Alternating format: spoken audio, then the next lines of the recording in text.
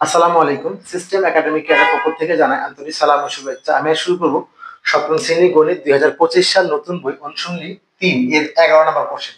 একটি আয়তাকার ক্ষেত্রের দৈর্ঘ্যটা হলো প্রস্থের 3 গুণ। ঠিক আছে, এর চারিদিকে একবার, তাহলে আমরা এটা মনে করি একটা আয়তাকার ক্ষেত্র। আয়তাকার ক্ষেত্র, এই দৈর্ঘ্যটা হলো প্রস্থের 3 গুণ। এটা দৈর্ঘ্য, এটা হলো প্রস্থ। এই দৈর্ঘ্যটা এর 3 গুণ, এরকম একটা দুইটা 3 গুণ। ঠিক আছে, এবার বলছি এর চারদিকে প্রদক্ষিণ করলে 1 কিলোমিটার হাঁটা হয়। তাহলে আপনার চারদিক মানে কি? পরিসীমা। চারপাশ মানে কি? তাহলে আপনি হাঁটবেন এটা এটা এটা, চারপাশ মানে পরিসীমা। বাট সমস্যা কি, আমার তো পরিসীমার মানটা লাগবে, বাট বলছে আমার কিলোমিটার, আমাকে মিটার করে নিতে হবে। এটুকু জাস্ট। দৈর্ঘ্য প্রস্থ কত, তাহলে আমরা ধরি দৈর্ঘ্যটা প্রস্থ কত। বলছে দৈর্ঘ্যটা প্রস্থ 3 গুণ। নরমালি দৈর্ঘ্যটা বড় হয়। সমাধানটা করে 11 নম্বরটা। মনে করি আমরা আয়তক্ষেত্র লিখবো না, মনে করি এটা আয়তাকার ক্ষেত্রে ভালো হতো। মনে করি আয়তাকার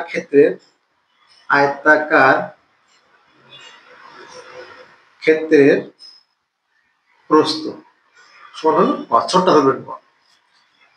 অতএব আয়তাকার ক্ষেত্রের দৈর্ঘ্যটা কি হবে?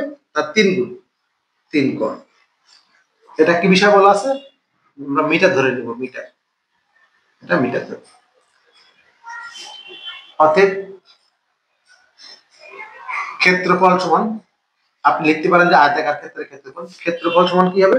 ও, এবার এই জায়গাটা কোশ্চেন, আপনি ক্ষেত্রফল করবেন নাকি পরিসীমা করবেন, এটা কোশ্চেন। আপনি কি এখানে ক্ষেত্রফল বলে দিয়েছেন? না, আপনি তো ক্ষেত্রফল বলেন না, আপনি বলছে 4 পাশ ঘুরে আসছেন।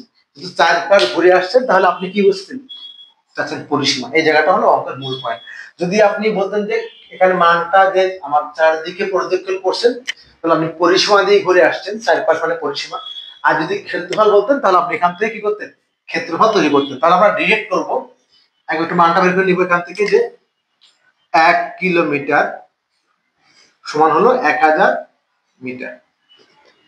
আমরা ডিরেক্ট করতে পারি যে প্রশ্ন মতে, কারণ আপনি চারদিকে ঘুরে আসছেন, তো ওইটা আপনার পরিসীমা। তাহলে আমার পরিসীমা হলো আমার দৈর্ঘ্যটা প্রস্থ ক, দৈর্ঘ্য 3 ক। প্রশ্ন মতে 2 ইনটু দৈর্ঘ্য প্লাস প্রস্থ। দৈর্ঘ্য হলো 3 ক, প্রস্থ হলো ক। এটা আমার পরিসীমা, এটা তৈরি করা মান। তার মানটাই কত বলছে? 1000।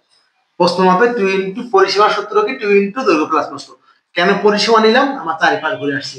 আর যদি এখানে বলতে সাপোজ যে চারদিকে এটা, এর মান হলো, এর ক্ষেত্রফল হলো 100 বর্গমিটার, তার মানে আমার কি করতাম? এখান থেকে এটারও কি করতাম? বর্গমিটার বের করতাম। যেহেতু চারপাশ ঘুরে আসছে পরিসীমা, এরও কি লাগে? পরিসীমা। এখন আমরা অনেকে এখানে এটা গুণ করে দেয় না, গুণ করবো না, এই মানটাকে ছোট করে নিব। তাহলে এখানে 3 আর 1 4 ক, 4 ক ইকুয়াল টু 1000 ভাগ হলো 2, বা এখান থেকে 4 ক ইকুয়াল টু ভাগ করলে হলো 500, বা এখান থেকে ক ইকুয়াল টু কত হলো? 500 ভাগ হলো 4। অতএব ক ইকুয়াল টু কত হলো? ভাগ করলে 100, 4 1 4, 4 25, 125, 400 আর 25 100।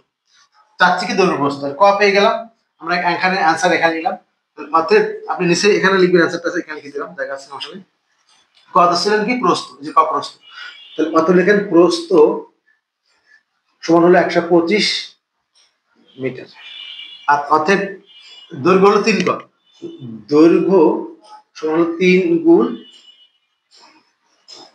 125 মিটার সমান হলো 375 মিটার। এ হলো আমাদের 11 নম্বর কোশ্চেন অ্যান্সার। আশা করি বুঝতে পেরেছেন। সিস্টেম একাডেমিক এর পক্ষ থেকে আন্তরিক সালাম জানিয়ে শেষ করলাম আজকের মতো ক্লাস। আল্লাহ হাফেজ।